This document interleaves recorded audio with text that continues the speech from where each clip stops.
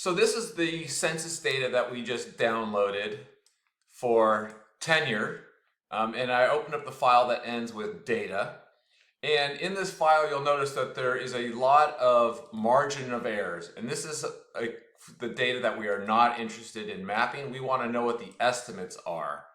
So if you scroll across, you'll notice that there is a lot of estimates. So you can go in by hand and right click and delete each one of those, but that takes a significant amount of time. So instead, we're going to use a VBA script. And so the first thing we want to do is hit Alt F11. And this will open up the application. I copied this code. I'm going to open up a module.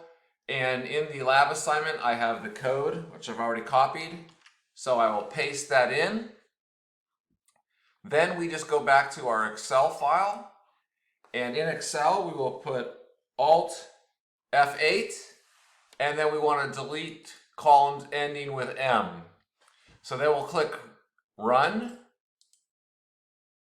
And now we deleted all those margin of errors. And all we're left with is just the estimates. So that is a pretty quick and easy way to do that.